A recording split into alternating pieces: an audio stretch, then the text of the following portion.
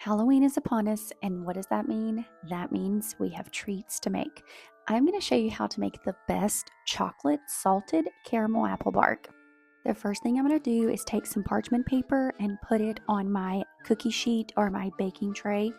And it was bothering me that it was hanging so much over the edges, so I just took some scissors and cut off the excess. Then I just took a microwave safe bowl, and I'm going to take an entire block of this chocolate flavored almond bark. We're going to put it in the microwave safe bowl and put it in the microwave to melt. So you can do this in intervals. I think I did it for like 2 minutes and stirred. And then we're going to get ready for our apples. Now I used 2 green Granny Smith apples, and I'm just using this apple slicer. By the way, let me know. I always have issues with my apple getting stuck in the apple slicer.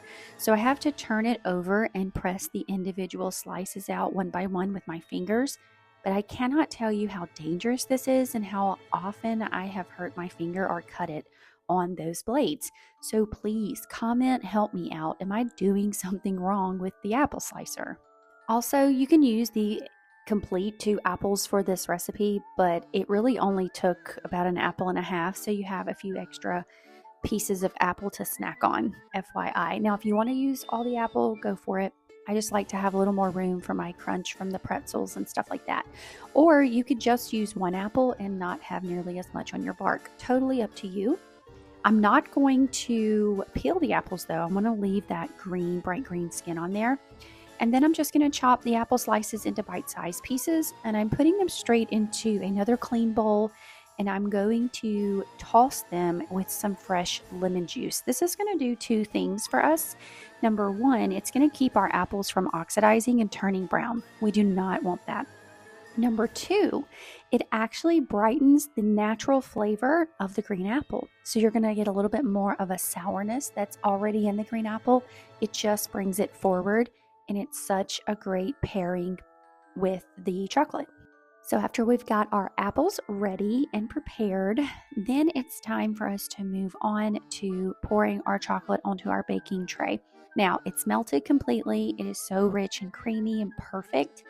I'm just going to pour it out in a single even layer. I'm going to get all of that chocolate out of there. And of course, the thickness of your bark is going to depend on how big your baking sheet is.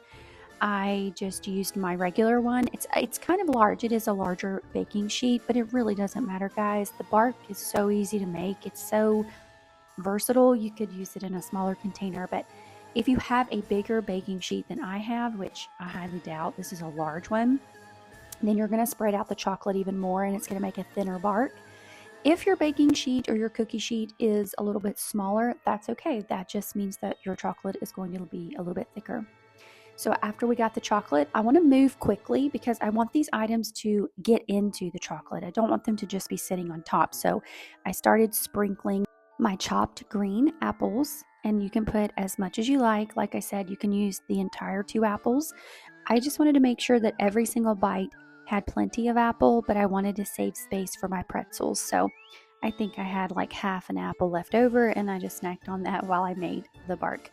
But you're going to see me add these apple slices, and I'm kind of tapping on them. I'm going to push down with my hand in just a minute because I want them to be in the chocolate. I don't want them to be on top, right? So I took some small pretzels or some mini pretzels, and I was going to break them up with my hands and just sprinkle them, and realized very quickly that was kind of hard to do. So I decided to put them on my cutting board and just chop them up finely and then sprinkle them on the bark. And I'm doing the same thing here as I did with my apples. I'm going to make sure that they're pushed into the chocolate. So after I get all of the pretzels on there, I'm going to take my hand, I'm going to make it flat, and I'm just going to push down on everything just like this. Just be careful. I just dipped my hand into a little bit of chocolate that wasn't, set yet. And I don't want it to be set yet because I want everything to kind of sink down into it. But I'm just pushing things on top that look like they could fall off. And once that is done, then I melted some caramel chips in the microwave in a bowl. And I just started drizzling that caramel all over our bark. Now remember, this is caramel apple bark. And that's why I really wanted to make sure I had plenty of caramel and plenty of apple. I want people to get that caramel apple flavor. I'm just going to pop it in the fridge for at least 15 minutes to let everything set and kind of harden, and then break it into pieces and serve. Now, the last thing I would like to add is just a note to you. This is your preference. So the caramel that I used did not get hard in the fridge when it got cold, and that's okay. That way it's not too hard on the teeth, but it is still a little bit sticky, and I don't really think that it's going to harden up much. It's those little caramel bits from Walmart. So what I would say is, if you want a caramel that's going to get hard, which I do recommend if you're going to keep this out of the fridge for very long, then I would look for something different, maybe like the caramel hard shell that goes on ice cream. Either way, it's delicious. I hope you make it, guys. You have to.